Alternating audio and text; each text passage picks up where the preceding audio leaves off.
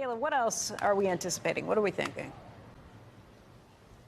Well, Becky, throughout the morning, I've been reaching out to my sources at the White House to try to handicap a little bit more clearly what we should be expecting to come out of this meeting tomorrow. One White House official was reluctant to say firmly that a truce would be the outcome tomorrow, noting that it's essentially up to the president and no one can predict what he does behind closed doors. But I just spoke to another senior administration official who said that he expects a truce to happen, that generally the rhythm of these things, the ebb and flow of these talks, is that these periods of heightened rhetoric are followed by cooler periods of negotiations, and he expects that that's what will follow the meeting that will take place tomorrow. He said the truce talk is more than speculation, and that's essentially the working assumption within the White House, although he said there's no working assumption for how long such a truce would last. I asked about how the president is preparing for this meeting. He said it's essentially been a constant conversation for the last several months. I'm still awaiting formal word from the White House about how the president has been briefed for this meeting that has the potential to be a market-moving event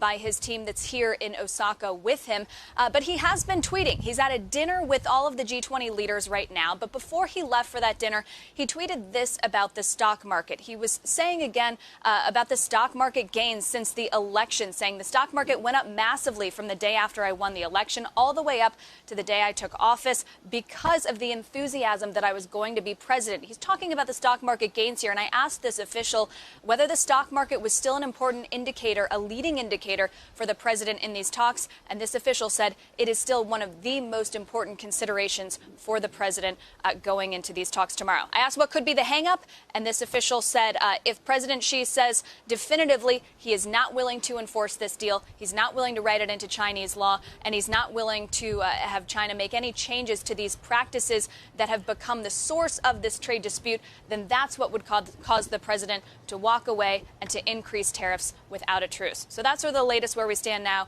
We still have several hours to go before that meeting. Guys? Hey, Kayla, real quick, do you have any sense of how a détente could be realized in the context of the issue around Huawei? Has there been any conversation on the ground about that? Well, I don't know what the conversation on the ground here in Osaka has been, but I know that there has been a conversation for the last several months about what forum would be appropriate for Huawei to be discussed. And all of the officials that have been working on these trade talks have said it's not appropriate for those to come up in the working level negotiations. It's something that the two leaders would have to discuss themselves. So there has been an expectation that Huawei would come up between these two leaders. President Trump has said that himself. Huawei came up in a few of the bilaterals with other leaders today. So President Trump may be trying to get a little more firepower going into that conversation tomorrow.